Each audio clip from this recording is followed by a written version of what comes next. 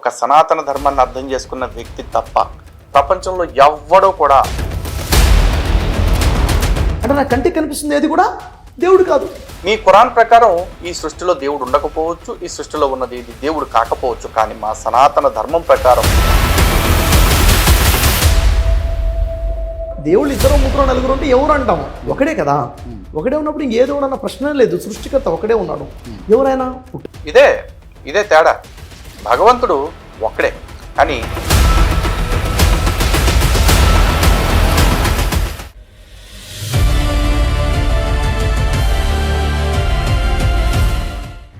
హిందూ బంధువులందరికీ జై శ్రీరామ్. సాధారణంగా ఆధ్యాత్మికత అంటే ప్రపంచం మొత్తానికి కూడా మొట్టమొదటి గుర్తొచ్చేది భారతదేశం. అలాంటి భారతదేశానికి అసలు దేవుడంటే ఎవరు, దేవుడంటే ఏమిటి, దేవుడంటే ఎలా ఉంటాడు, దేవుడిని చేరుకోవటం ఎలా అని చెప్పేసి చాలామంది నేర్పే ప్రయత్నం చేస్తూ ఉంటారు. ఆ నేర్పే క్రమంలో కొన్నిసార్లు వాళ్ళ మాటలు వింటే మన వాళ్ళకి ఎట్లా అనిపిస్తుంది అంటే, ఓహో కరెక్టే, వీడు చెప్తున్న ప్రకారం చూసుకుంటే మనమే తప్పుగా అనుకుంటున్నావా దేవుణ్ణి, మనం నమ్ముతున్న దేవుళ్ళు తప్ప అని మనకే భావన కలిగేలాగా చాలా సాఫ్ట్గా గోటాలు వేసి చెప్తూ ఉంటారు. మరి అలాంటి వాళ్ళు చెప్పే వాటిలన్నింటిలో నిజాలు ఉంటాయి అంటే ఫస్ట్ ఒక లైన్ అండర్లైన్ చేసుకోండి. ఒక సనాతన ధర్మాన్ని అర్థం చేసుకున్న వ్యక్తి తప్ప ప్రపంచంలో ఎవ్వడూ కూడా దేవుడి గురించి సరిగ్గా చెప్పలేడు. ఇది ఒక స్ట్రాంగ్ లైన్ ఎప్పటికీ మార్క్ చేసి పెట్టుకోండి. Mark my words. ఎందుకంటే ఇది నేను చెప్తున్న మాట కాదు, మన ధర్మం చెప్తున్న మాట, మన ధర్మంలో ఉన్న గొప్పతనం. అయితే మీకు అనిపించవచ్చు అసలు ఇప్పుడు ఆ టాపిక్ ఎందుకు తీసుకురావాల్సి వస్తుందని చెప్పేసి చెప్పాలి. ఎందుకంటే ఈరోజు తెలుగు రాష్ట్రాల్లో ఒక మత ప్రచారకుడిగా, ఒక ఇస్లాం మత ప్రచారకుడిగా మొదలై మోటివేషనల్ స్పీకర్గా పేరు తెచ్చుకొని ఈరోజు ఆ మోటివేషనల్ స్పీకర్గానే ఎక్కువ చోట్ల మాట్లాడుతున్న వ్యక్తి బ్రదర్ షఫీ గారు. ఆ షఫీ గారు సిగ్నేచర్ స్టూడియోలో మాట్లాడారు. చాలా రోజుల క్రితం మాట్లాడినట్టున్నారు. నేను ఈ వీడియో రీసెంట్గా చూశాను. ఇది జరిగి ఆల్మోస్ట్ ఒక 2 months అయిపోయినట్టుంది. చాలా సాఫ్ట్గా హిందువులందరికీ వాళ్ళు నమ్ముతున్న నిజమైన దేవుడి పట్లే అబద్ధం అనే భావన కల్పించేలాగా చెప్పారు.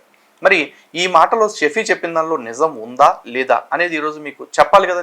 మీ అందరికీ తెలుసు, నేను ఏది కూడా అబద్ధాలతో మొదలు పెట్టను, అబద్ధాలతో మాట్లాడను, అబద్ధాలతో ముగించను. కానీ మనం చెప్తున్న నిజాలని అబద్ధాలుగా ప్రచారం చేయడంలో అవతల వాళ్ళు సిద్ధహస్తులు కాబట్టి మన మాటల్ని వక్రీకరిస్తే వక్రీకరించవచ్చు కాక, కానీ రీజనింగ్ ఏంటి అనేది ఒక్కసారి మీ విచక్షణతోటి, మీ ఇంగితంతోటి, మీ బుర్రతోటి ఆలోచించి చూడండి. సో నేరుగా వీడియోలోకి వెళ్దాం. షఫీ ఏమంటున్నారో చూద్దాం. దేవుడు ఒకడే ఉన్నాడు, సృష్టికర్త ఒకడే ఉన్నాడు. ఎవరు ఆ దేవుడు అని అడిగారు మీరు. చాలా క్లియర్గా నేను చెప్పే విషయం ఏంటంటే, దేవుడు ఎవరో తెలుసుకోవాలంటే ఒక 5 విషయాలు తెలిస్తే దేవుడు ఎవరో తెలుస్తుందండి. ఒక 5 విషయాలు, చాలా పెద్ద సబ్జెక్ట్ ఏం కాదు, సింపుల్గా 5 ఏంటి. సో క్వశ్చన్ అడగటమే రాంగ్ క్వశ్చన్ అడిగారు క్రాంతి గారు అక్కడ. ఎందుకంటే దేవుడు ఒక్కడే కదా, ఆ ఒక్కడే ఎవరు అని అడిగారట. ఆ దేవుడు ఒకడే అని అడిగిన దానికి, ఆ దేవుడు ఒకడే, మనందరినీ సృష్టించిన వాడు ఒకడే, ఎవరు అతను అని అడగటమే రాంగ్ క్వశ్చన్. అది ఎందుకు రాంగు అనేది పోను మీకే తెలుస్తుంది. ఈ వీడియోలో షఫీ గారు ఒక మాట చెప్తా ఉన్నారు. నేను ఒక 5 విషయాలు చెప్తాను, ఈ 5 విషయాలు తెలుసుకుంటే దేవుడు అంటే ఏంటో తెలుసుకోవచ్చు, దేవుడు అంటే ఎవరో తెలుసుకోవచ్చు అంటున్నారు. అంటే ఈ దేవుడు అంటే ఎవరు, ఈ దేవుడు అంటే ఏమిటి అనే దానికి చాలా పెద్ద సబ్జెక్టు. దాని గురించి చాలా పెద్ద డిస్కషన్ చేయాలి. వీళ్ళ దగ్గర అంత డిస్కషన్ చేసే అంత సీన్ వాళ్ళకి లేదు కాబట్టి ఇప్పుడు ఆయన అన్న మాట మీద వెళ్తాం. దేవుడు అంటే ఎవరు అంటున్నారు కాబట్టి ఆ ఎవరు అనే టాపిక్ కడే కన్ఫైన్ అవుదాం. సో ఈ ఎవరు అంటానికి ఆ 5 లక్షణాలు ఏం చెప్తారో ఒకసారి మీరు వినండి. ఒకటి, ఎవరు దేవుడు? ఎవరైతే మిమ్మల్ని నన్ను మనందరినీ పుట్టించాడో ఆయనే దేవుడు అని నేను నమ్ముతాను. అంటే ఇక్కడ ఏంటి, పుట్టించినవాడు దేవుడా లేక పుట్టినవాడు దేవుడా? పుట్టించిన వాడే దేవుడు, పుట్టినవాడు దేవుడు కాదు, పుట్టినవాడు దేవుడు కాదు. పుట్టింది ఎవరు? క్రాంతి. పుట్టింది ఎవరు? షఫీ. పుట్టింది మనిషి, జంతువులు, పక్షులు, క్రిమికీటకాలు పుడుతున్నాయి. పుట్టించేది దేవుడు. కాబట్టి ఇక్కడ నాకు వస్తున్న క్లారిటీ ఏంటంటే, పుట్టించేవాడే దేవుడు కానీ పుట్టినవాడు దేవుడు కాదు. మొదటిది. రెండో విషయం, ఓకే, రెండో దాని గురించి మాట్లాడు. మొదటి దాని గురించి సమాధానం చెప్పుకుందాం. పుట్టించేవాడు దేవుడు కానీ పుట్టేవాడు దేవుడు కాదు అంటున్నారు. షఫీ గారు, బహుశా మీరు నమ్ముతున్న, మీరు పట్టుకున్న పుస్తకం ఏదైతే ఉందో ఆ పుస్తకంలో ఉన్న జ్ఞానాన్ని బట్టి ప్రపంచంలో ఉన్న జ్ఞానం మొత్తం ఇదే అని మీరు అనుకుంటే అది మీ మూర్ఖత్వం లేదా అమాయకత్వం అనుకోవాలి. కానీ సనాతన ధర్మానికి సంబంధించిన మేము భగవంతుడు అని నమ్ముతున్న వ్యక్తి ఎవరో తెలుసా? మీరు అంటున్నట్టు సృష్టికర్త కాదు. ఆ సృష్టికర్తని కూడా సృష్టించిన వాడు ఇంకొకడు ఉన్నాడు, అతనే పరమాత్ముడు. ఆ పరమాత్మకి పేరు లేదు. కారణం ఏంటంటే అతనికి పేరు లేకపోవటం కాదు, తన కాని పేరు, తను కాని అక్షరం, తను కాని పదార్థం ఈ భూమి మీద ఇంకోటి లేదు. ఈ సృష్టి యావత్తు కూడా ఆయనే. యచ్చ కించిత్ జగత్ సర్వం దృశ్యతే శ్రూయతే పివ అంతర్బహిష్య తత్సర్వం వ్యాప్య నారాయణ స్థితాహ అంటున్నారు. అంటే మనకి కనిపించే వినిపించే ఈ సృష్టిలో ఉన్న సమస్తము కూడా ఏంటో తెలుసా, లోపల బయట అంతటా ఉన్నది ఆయనే. మిగతా అంతా కాసేపు పక్కన పెట్టి ఈ లాస్ట్ టైం గుర్తుపెట్టుకోండి, అంతర్బహిష్ట తత్సర్వం వ్యాప్యన్నారాయణ స్థితాహ అని చెప్పేసి. అలాగే ఇంకొక మాట కూడా ఉంటుంది, అంతశ్చరతి భూతేషు గుహాయాం విశ్వమూర్తిషు. ఈ 2 లైన్స్ గుర్తుపెట్టుకోండి. దేవుడు అంటే ఏంటి అనేది క్రక్స్ అంతా ఇక్కడే ఉంది. ఓకే, సో షఫీ గారు చెప్తున్న ప్రకారం దేవుడు అనేవాడు పుట్టేవాడు కాదు, పుట్టించేవాడు. పుట్టేవాళ్ళు అంటే మనుషులు అంటున్నారు. సారీ షఫీ గారు, మీరు అర్థం చేసుకోలేదు సనాతన ధర్మాన్ని. మీరు అసలు దైవం అనేదాన్ని మీరు అర్థం మీరు కాదు, మీ మతాల్లో ఉన్న ఎవ్వరు కూడా దేవుణ్ణి అర్థం చేసుకోలేదు. మీకు ఎప్పటికీ అర్థం కారు. ఎందుకంటే you are all fixed with your preconceived notes. అంటే మీరు ముందే మనసులో పెట్టుకున్న ఒక విషయాన్ని బలంగా నమ్ముతూ ఆ అబద్ధమే నిజమని నమ్ముతున్నారు. కాబట్టి మా ధర్మం ప్రకారం సృష్టికర్త ఎవరు అంటే బ్రహ్మదేవుడు. ఆ బ్రహ్మదేవుడికి ఆ బ్రహ్మత్వాన్ని ఇచ్చింది ఎవరో తెలుసా? ఆ బ్రహ్మదేవుడిని సృష్టించింది ఎవరో తెలుసా? ఆ విరాట్ పురుషుడు. ఆ విరాట్ పురుషుడి యొక్క సృష్టిలో సృష్టికర్త ఒక భాగం. అలాంటి సృష్టికర్తకి సనాతన ధర్మంలో పూజలు కూడా లేవు తెలుసా? ఎందుకంటే అంతకు మించిన దేవుడు పరమాత్ముడు ఎవరైతే ఉన్నాడో భగవంతుడు, ఆ భగవంతుడితోటే నేరుగా మాకు డీలింగ్ ఉంది. అలాంటి భగవంతుడు స్వయంగా పురుష సూక్తంలో చెప్తున్న మాట ఏంటో తెలుసా? అజాయమాను బహుదా విజాయతే. అంటే అసలు పుట్టుకే లేని వాడికి అనేక జన్మలు తీసుకుంటూ మన కోసం వస్తున్నాడు. మీరు అంటున్నారు కదా, దేవుడు అంటే పుట్టేవాడు కాదు పుట్టించేవాడు అని చెప్పేసి. ఆ దేవుడికి ఆ రాజ్యాంగం రాసేసి దేవుడు అంటే పుట్టేవాడు కాకూడదు అని చెప్పేసి ఎవరు చెప్పారు? అసలు దేవుడికి రాజ్యాంగం రాసేంత తోపెవడు?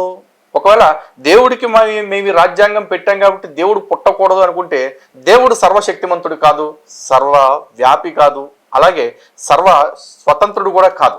తనకు తానే స్వతంత్రం లేని దేవుడు ఇంకా మిమ్మల్ని నన్ను కాపాడతాడని మీరు ఎట్లా అనుకుంటారు?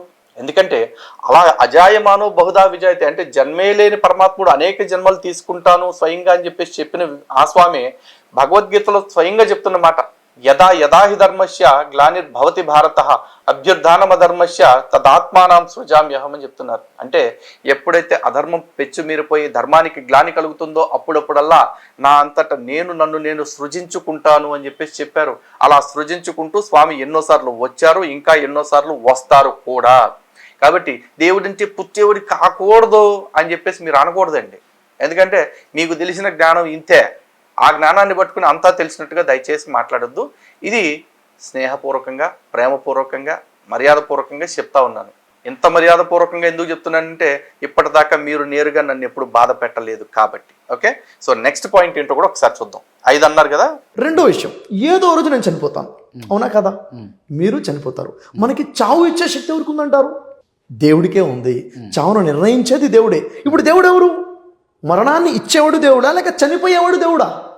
అంటే మరణాన్ని ఇచ్చేవాడే దేవుడు కానీ చనిపోయేది దేవుడు కాదు. నేను చనిపోతాను అంటే ఈ ఒక మనిషి యొక్క జీవక్రియలన్నీ కూడా దేవుడే పైనుండి చూస్తున్నాను అంటారా మీరు? అంటే మనిషిని పుట్టించింది దేవుడే, మనిషికి ఆహారాన్ని ఆధారం ఉందా అంటే బ్రదర్ షఫీ ఏం చెప్తాడు? ఆధారాలంటే మనకి ధార్మిక గ్రంథాలు ఉన్నాయి. ఖురాన్ ఉంది, బైబిల్ ఉంది, వేదాలు ఉన్నాయి, ఉపనిషత్తులు ఉన్నాయి, భగవద్గీత ఉంది. ఈ గ్రంథాల పరిశీలన చేస్తే అన్ని గ్రంథాల వెలుగులో మనకు తెలిసే విషయం ఏంటంటే సృష్టికర్త ఉన్నాడని, దేవుడు ఒకడే ఉన్నాడని, ఆ దేవుడే మనందరినీ పుట్టించాడని, ఆ దేవుడి చేతిలోనే మన మరణం కూడా రాసి పెట్టుందని అన్ని గ్రంథాలు చెప్తున్న విషయమే. విన్నారా? అంటే మనల్ని మరణం ఇచ్చేవాడే దేవుడు. అంటే దేవుడు అంటే మరణించేవాడు కాదు, మరణాన్ని ప్రసాదించేవాడు, మరణాన్ని ఇచ్చేవాడు. అవునా లేదా? ఇంకా మూడో దానికి వెళ్ళే ముందు రెండోది కూడా క్లోజ్ చేసేద్దాం. ఎందుకంటే మనకి మరణాన్ని ఇచ్చేవాడు దేవుడు కానీ మరణించేవాడు దేవుడు కాదు అంటున్నారు. ఇది కూడా తప్పే. ఎందుకంటే మన సనాతన ధర్మం ప్రకారం, ఎందుకంటే షఫీ గారు మీ పూర్వీకులు కూడా బహుశా భారతీయులే, బహుశా హిందువులే. కాబట్టి మన సనాతన ధర్మం ప్రకారం ప్రాణం తీసుకువెళ్ళే శక్తి యమధర్మరాజుకు ఉంది. ఆయనే ధర్మదేవత అని కూడా అంటారు. ఆ యమధర్మరాజుకి ఆ యమత్వాన్ని అంటే ఆ స్థానాన్ని, ఆ పదవిని ఇచ్చిన వాడు ఎవరో తెలుసా? మళ్ళీ ఆ పరమాత్ముడే.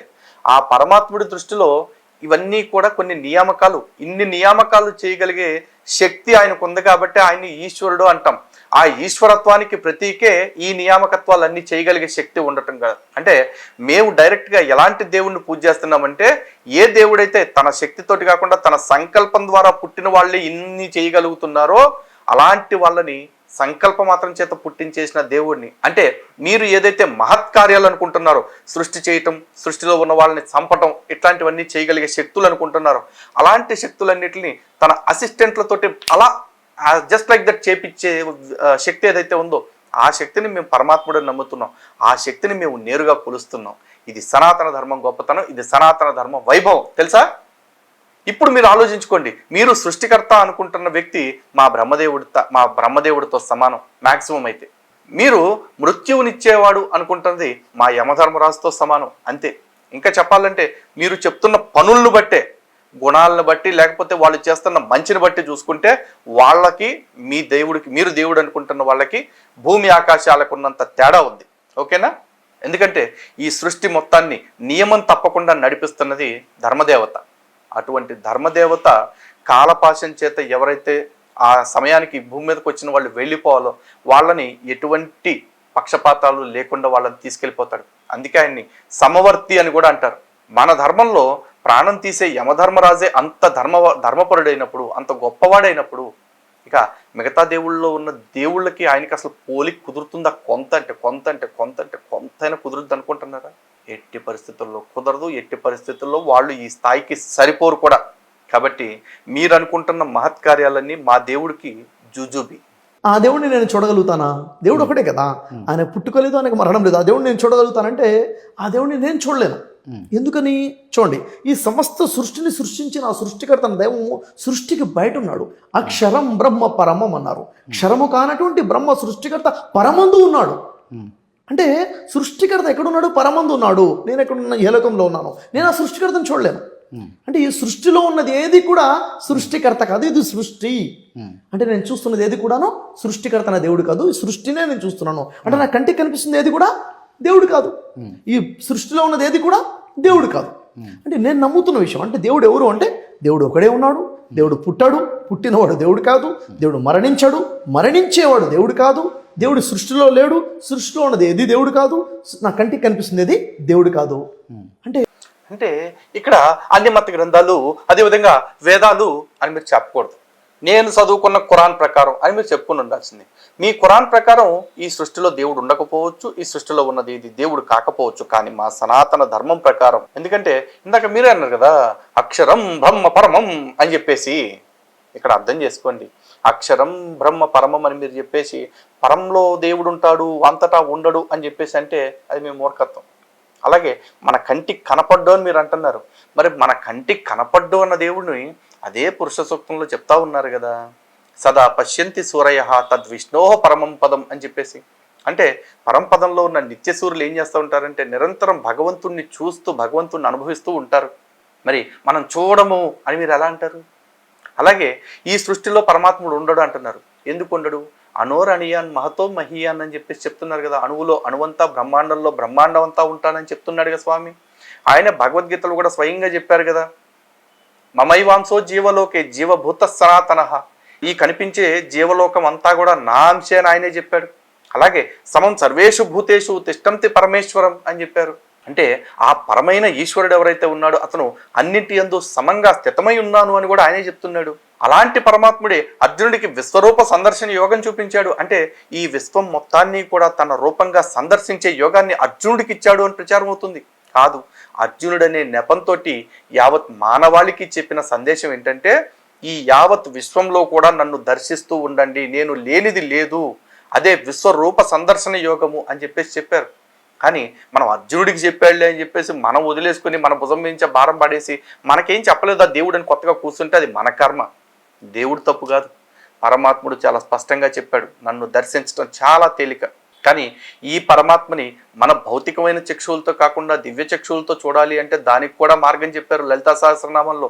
అంతర్ముఖ సమారాధ్య బహిర్ముఖ సుదుర్లభ అని చెప్పేసి అంతర్ముఖుడై ఆరాధన చేసుకుంటే ఎప్పటికైనా పరమాత్మని లేదంటే ఆ జగజ్జనని ఎక్కడైనా దర్శనం చేసుకోవచ్చు మనం. కానీ బయట మన ఈ కళ్ళతోటి మనం ఊహించుకున్న రూపంలో చూడాలి అంటే అది కొంచెం కష్టతరమైందని చెప్పారు. కానీ సో దేవుణ్ణి చూడటం కుదరదు, దేవుడి సృష్టిలో ఉండడు, ఇటువంటి లాజిక్లు చెప్పకండి. గతంలో మీరు మరి సిరాజ్ చెప్పారు ఒకసారి ఎవరో ఒక అతను అడిగితే దేవుడు ఎక్కడుంటాడండి అని అడిగితే, ఇప్పుడు ఈ పెన్నును తయారు చేసిన వాడు ఎక్కడ ఉంటాడు, ఈ పెన్నులో ఉంటాడా, పెన్ను బయట ఉంటాడా అని చెప్పి అన్నారు. అప్పుడే నేను ఒక క్వశ్చన్ వేసా, ఇప్పుడు ఇల్లు కట్టుకున్న వ్యక్తి ఎక్కడుంటాడు? ఆ ఇంట్లో ఉంటాడా లేక ఇంటి బయట ఉంటాడా అని చెప్పేసి అడిగా. సమాధానం లేదండి. ఎందుకంటే దాదాపు 27 అంతస్తులు ఇల్లు కట్టుకున్నాడు అంబానీ గారు. నేను ఇల్లు కట్టుకున్నాను కాబట్టి ఈ ఇంట్లో ఉండటానికి లేదు, నేను బయట నొలకమంచం వేసుకుని పడుకుంటా అంటాడా? అండు. అలాగే పరమాత్ముడు కూడా తను కట్టిన ఇంటిలో తను ఉంటాడు, తను ఆ ఇంటికి అతీతంగా కూడా ఉంటాడు. అవ్యక్తమైన ఆ పరబ్రహ్మమే వ్యక్త రూపంలో కూడా మన కోసం వస్తాడు. మన కోసం ఆ మాత్రం చేసే శక్తి లేకపోతే ఆయన్ని పరమాత్మ అని మనం ఎందుకు అంటాము? ఇవన్నీ మనం కనీస ఆలోచన చేయాల్సిన విషయాలు. చేయకపోతే ఎలా చెప్పు? తప్పు కదా. సో పరమాత్మ గురించి ఏమీ తెలియకుండా అన్నీ తెలిసినట్టు చెప్పేయటం తప్పు కదా.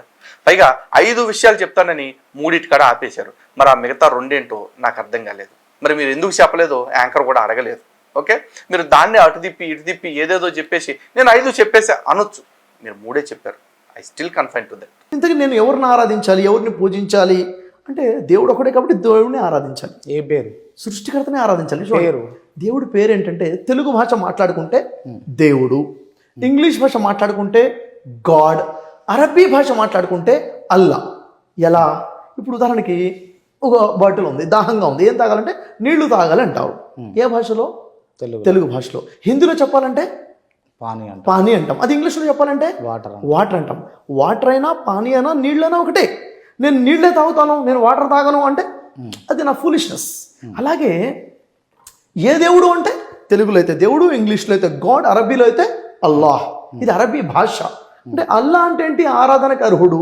గాడ్ అంటే ఏంటి? సృష్టికర్తని గాడ్ అంటున్నాము. దేవుడు అంటే దేవుడు. ఏ దేవుడు? ఎప్పుడు ఏ దేవుడు అంటాం? దేవుళ్ళు 2, 3, 4 ఉంటే ఎవరు అంటాము? ఒకడే కదా. ఒకడే ఉన్నప్పుడు ఇంకే దేవుడు అన్న ప్రశ్న లేదు. సృష్టికర్త ఒకడే ఉన్నాడు. ఎవరైనా ఇదే తేడా. భగవంతుడు ఒక్కడే. కానీ మీకు భగవంతుడు అంటే ఏమిటి, దేవుడు అంటే ఏంటి, దేవత అంటే ఏంటి, ఇవన్నీ మీకు తేడాలు తెలియట్లే. అవి తెలుసుకోవాలి ఫస్ట్. అలా కాకుండా పేర్లు మాత్రమే తేడా, భాషలు బట్టి అనుకుంటే కష్టం. ఎందుకంటే భగవంతుడు అనేవాడికి అసలు పేరే లేదు. ఏ పేరు లేకపోవటమే ఆయన గొప్పతనం. దాని అర్థం ఆయనకి పేరు లేదని కాదు, తను కాని పేరు ఈ సృష్టిలో ఏదీ లేదని. అలాగే భగవంతుడు నిరాకారుడు అని చెప్పేసి అంటారు. నిరాకారుడు అంటే భగవంతుడికి రూపం లేకపోవటం కాదు, భగవంతుడు కాని రూపం ఈ సృష్టిలో ఏదీ లేదు అని చెప్పేసి అర్థం చేసుకోవటమే సిసలైన భగవంతుడిని తెలుసుకునే జ్ఞానం. అవి ఏమీ కాకుండా దీన్ని ఇంగ్లీష్లో అట్టంటారు, అరబ్బీలో ఎట్టంటారు, తెలుగులో ఎట్టంటారు. ఎక్కడికి వెళ్ళి మాట్లాడినా ఆ లక్షణాలు భగవంతుడి గురించి చెప్పుకుంటున్నాము. ఆ లక్షణాలనే మనం పేరు అనుకుంటున్నాము.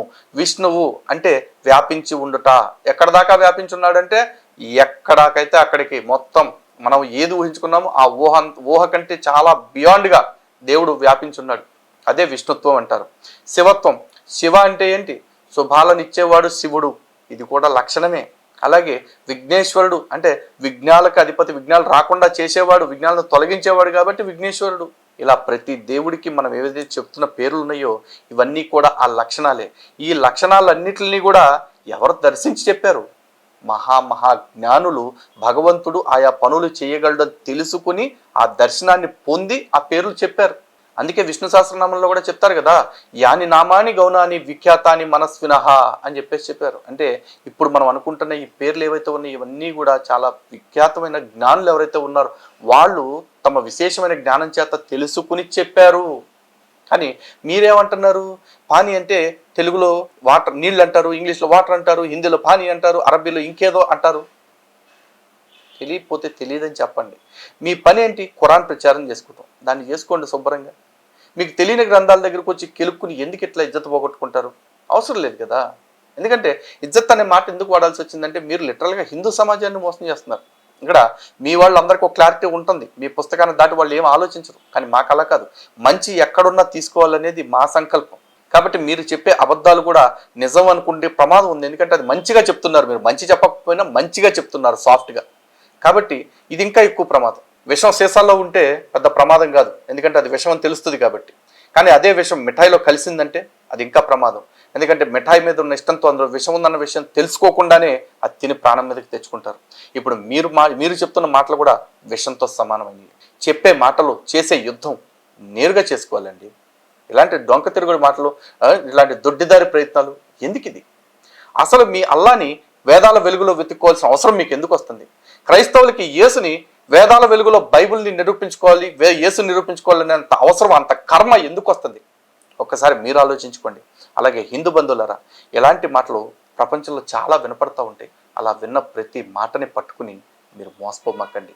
ఎలాంటి మోసగాళ్ళు, ఎట్లాంటి 420 ప్రయత్నాలు చేసేవాళ్ళు మన చుట్టూ చాలామంది ఉంటారు. దయచేసి మీలాంటి వాళ్ళందరినీ అప్రమత్తం చేయటం మా పని. ఇలాంటి ప్రయత్నంలో మాకు ఎలాంటి ప్రమాదాలు వస్తాయో మీ అందరికీ తెలుసు. అయినా మేము ఇంత యుద్ధం చేస్తున్నాం, ఇంత పోరాటం చేస్తున్నామంటే దయచేసి మా లక్ష్యాన్ని, మా ఉద్దేశాన్ని అర్థం చేసుకోండి. మేమేమి ఊసుపోక చేయట్లా, లేకపోతే వాళ్ళకిలాగా పౌడర్ కోటెడ్ మాటలు మాట్లాడటం చేతగాక కాదు. నిజాలు చెప్పేటప్పుడు నిష్కర్షగానే, నిర్భయంగానే, నిర్భీతిగానే చెప్పాలి. అందుకే ఇంత స్ట్రాంగ్గా చెప్పాల్సి వస్తుంది. ఇదే మాటల్ని అవతల వాళ్ళ రియాక్షన్స్ని బట్టి నేను ఇంకా డబుల్ ఇంపాక్ట్తో మాట్లాడగలను. కానీ ఇప్పటిదాకా మా ఇద్దరికి నేరుగా ఎక్కడ ఎన్కౌంటర్ అవ్వలేదు కాబట్టి దీన్ని ఇక్కడితో విడిచిపెట్టేస్తున్నాను. చూద్దాం షఫీ గారి నుంచి స్పందన వస్తుందా రాదా అనేది. అలాగే క్రాంతి గారు, దయచేసి మీకు కూడా చెప్తున్నాను, ఇంటర్వ్యూ చేసేటప్పుడు నిష్పక్షపాతంగా ప్రశ్నలు అడగగలవు అనుకుంటేనే మతపరమైన ఇంటర్వ్యూలు చేయండి. అంతేగాని ఒక మతానికి సంబంధించిన వాళ్ళని అడిగేటప్పుడు ఘాటుగా అడుగుతాను, ఇంకో మతానికి సంబంధించిన వాళ్ళని అడిగేటప్పుడు స్మూత్గా అడుగుతాను అనుకుంటే కనుక ఇది కరెక్ట్ కాదు సార్. ఓకే, హిందూ బంధువులారా, నేను చెప్పిన ఇంటెంట్ కంటెంట్ రెండు కూడా మీకు అర్థమైంది అనుకుంటున్నాను. సో మరో వీడియోతో మళ్ళీ కలుద్దాం. జై శ్రీరామ్, భారత్ మాతాకి జై.